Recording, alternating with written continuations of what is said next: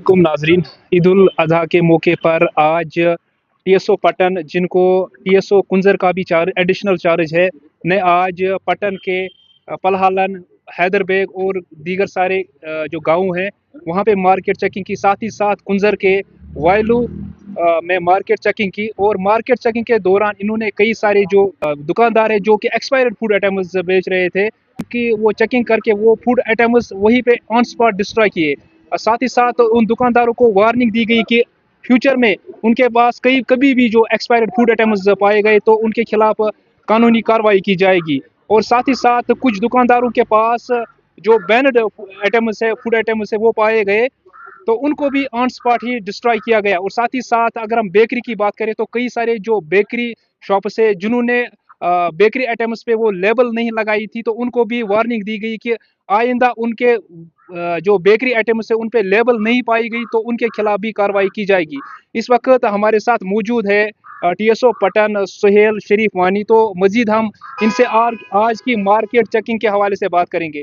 तो सर, आज आपने कई सारे जो गांव हैं तो वहाँ पे मार्केट चेकिंग की, तो सर क्या आपने पाया आज मार्केट चेकिंग के दौरान? हमने बहुत सारी जगहों पर मार्केट चेकिंग की, जैसे आपको पता है। तो हमने पाया कि जो डे टू डे कंज्यूम करते हैं हम, जिसको हम स्पेशली बड़े चाव से खाते हैं, वाजवान, जिसमें स्पेशली हमने गोश्ताबा पकड़ा या इस रिस्पेक्टिव ऑफ दैट मोमोज पकड़े हमने, वो काफ़ी ख़राब थे, इतने स्टील पोजीशन में थे, वो हमने ऑन स्पॉट ही डिस्ट्रॉय कर दिए। तो उसके बरक्स हमने कुछ मसाला जात जिनको एक साल हुआ था या ऐसे banned food products colour dies देखे कि जो एक साल से पहले एक्सपायर हुए थे, 1 साल पहले एक्सपायर हुए थे, वो भी हमने ऑन स्पॉट ही डिस्ट्रॉय किया। Though we have given them the warning that they are not allowed to use those items in their restaurants because they are not fit for the human consumption. आज market checking के दौरान हमने फिर से पाया कि जो एक्सपायर्ड फूड आइटम्स है वो मेजॉरिटी उनमें से है जो बच्चे कंज्यूम करते हैं। सर क्या कहना चाहोगे सर?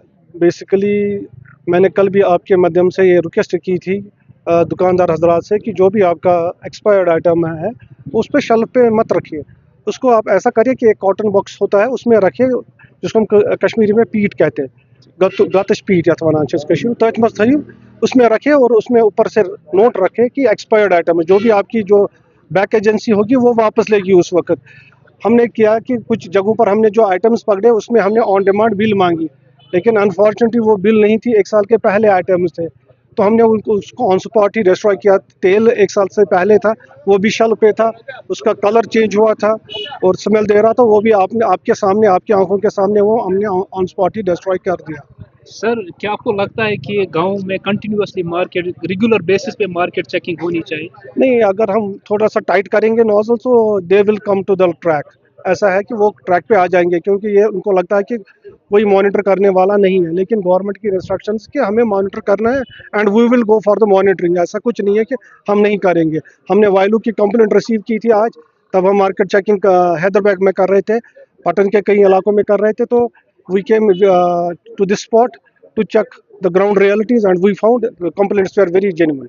सर आपने बेकरी जो मैन्युफैक्चरिंग यूनिट्स है उनका भी सर आपने इंस्पेक्शन किया, तो सर वहाँ पे जो उनको रूल्स फॉलो करने चाहिए थे वो उन्होंने नहीं किए, सर उनको क्या वार्निंग है सर आपकी? बेसिकली जिन बेकरी यूनिट्स पे हमने विजिट की तो मोस्टली उन्होंने प्रोटोकॉल फॉलो किया था, कुछ ही हजरात थे जिन्होंने प्रोटोकॉल फॉलो नहीं किया था, तो उनको हमने इंस्ट्रक्शंस स्पेशली दे दी कि वो जो भी प्रोटोकॉल है बिफोर एंटरिंग द यूनिट, जहाँ पर वो बेक्ड प्रोडक्ट्स बनाते हैं, जो भी उनका यूनिट होता है, कि वो सारे वो प्रोटोकॉल्स फॉलो करें, जिसमें हाइजीन और क्वालिटी स्टैंडर्ड्स बहुत अहम है।